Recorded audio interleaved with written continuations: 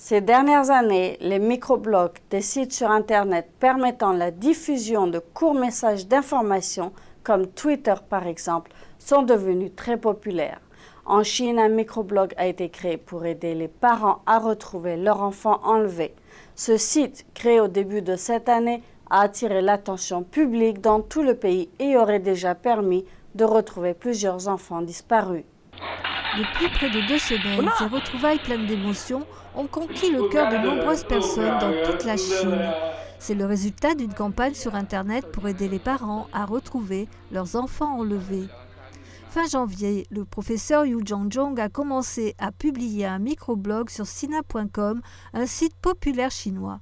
Il invite les gens à envoyer des photos d'enfants mendiants à travers le pays afin qu'ils puissent être identifiés par leurs proches.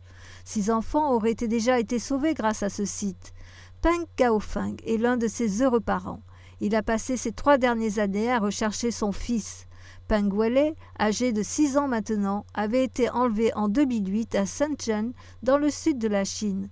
Après une attente anxieuse, Peng a enfin retrouvé son fils dans la province de Jiangsu, à près de 1300 km de distance de là où il avait été enlevé.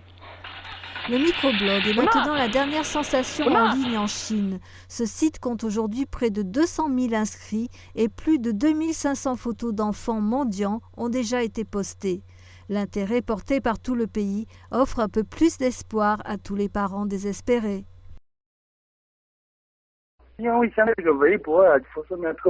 Le microblog a une large portée. Tous ceux dont les enfants ont disparu peuvent diffuser des informations via les microblogs et elles seront lues par beaucoup de gens. Cela facilite la recherche de nos enfants.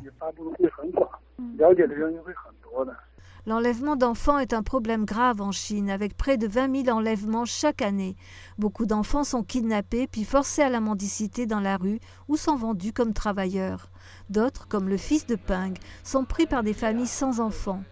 Beaucoup de parents ont critiqué les autorités pour n'avoir pas réussi à régler ce problème général. Certains ont même déclaré que la police entravait leurs efforts pour retrouver leurs enfants.